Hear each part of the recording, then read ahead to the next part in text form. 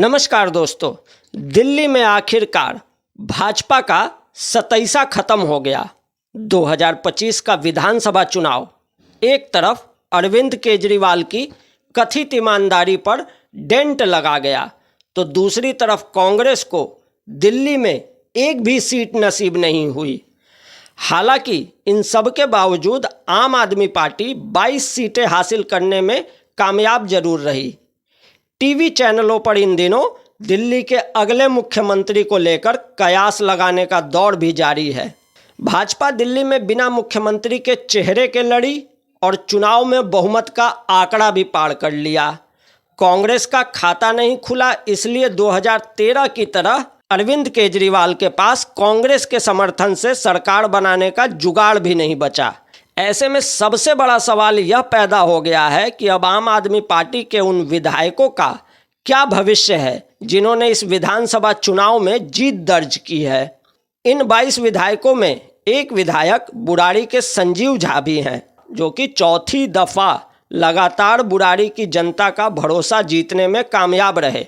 दोस्तों, आप सोच रहे होंगे आज बुराड़ी के विधायक संजीव झा की चर्चा करने का क्या औचित्य है। बताता हूं। संजीव झा दिल्ली के वो इकलौते विधायक हैं जिन्होंने चुनाव परिणाम से ठीक पहले बड़े बड़े चैनलों में डिबेट के दौरान यह दावा किया था कि अगर वो 50,000 से कम के मार्जिन से चुनाव जीतते हैं तो वो अपनी जीती हुई सीट छोड़ देंगे, यानी अपनी विधायकी से इस्तीफा दे देंगे। एक बार आप लिख लीजिएगा चैनल पे कि अगर मैं 50,000 वोट से कम जीतूं तो मैं अपनी जीती हुई सीट वापस कर दूंगा।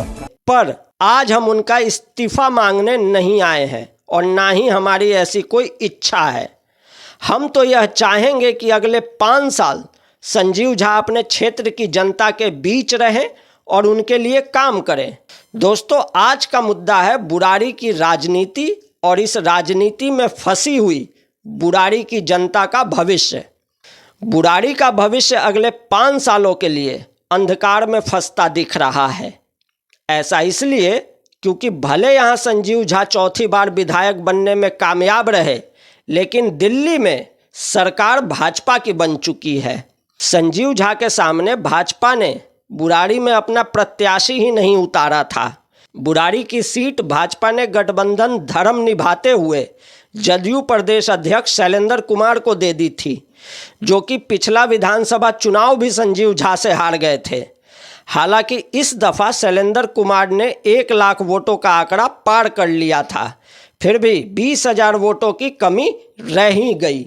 दूसरी तरफ बुराड़ी विधानसभा क्षेत्र में चौथी बार भी आम आदमी पार्टी के प्रत्याशी संजीव झा को यहाँ की जनता ने चुन लिया है।